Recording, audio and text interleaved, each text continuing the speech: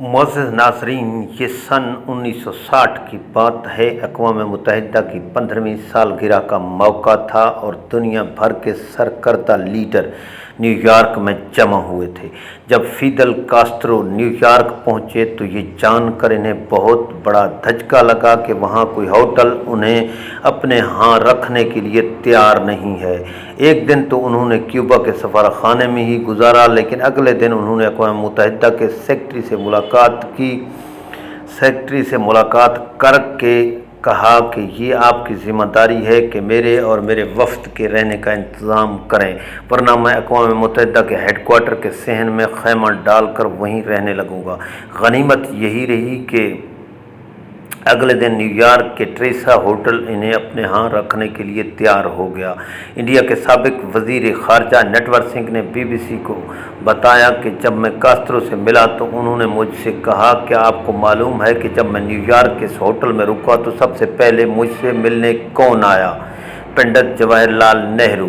मेरी उस वक़्त उम्र 34 साल की थी। बैनुल-अक़वामी सियासत का कोई तजर्बा न था। नेहरू ने मेरा हौसला बढ़ाया, जिसकी वजह से मुझ में गज़ब का एतमाद जागा।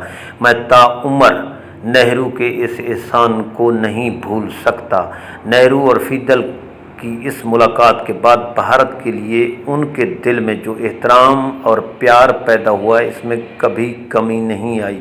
1983 में इंडिया में नावाबस्ता तहरीक की कॉन्फ्रेंस हुई तो फिदल कास्ट्रो यहाँ आए। कॉन्फ्रेंस के आगाज़ में ही फ़लस्तीनी रहनुमा यासिर अराफ़ात इस बात पर नाराज़ हो गए कि इनसे पहले उर्दन के शाह को तकरीर करने का मौका दिया गया।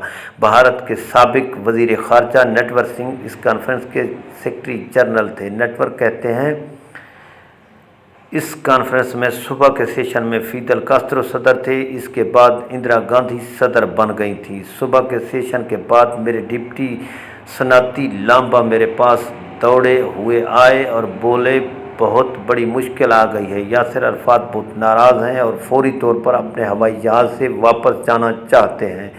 मैंने इंदिरा जी को फ़ोन किया और कहा कि आप फ़ौरन विज्ञान भवन आ जाइए और अपने साथ फिदल कास्ट्रो को भी लेती आइए।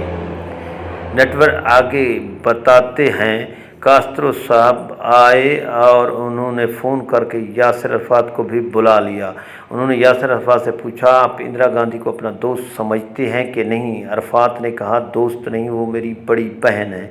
इस पर कास्ट्रो ने तपाक से कहा कि तो फिर छोटे भाई की तरह बर्ताव करो और कॉन्फ्रेंस में शिरकत करो।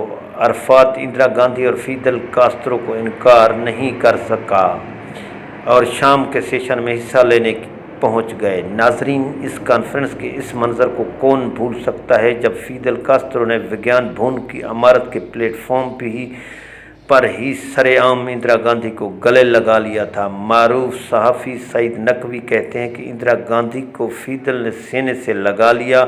वो बिल्कुल एक शर्माती दुल्हन की तरह बन गईं। इनकी समझ में ही नहीं आया कि क्या करें, लेकिन वो इंदिरा गांधी को नेहरू की बेटी के तौर पर देखते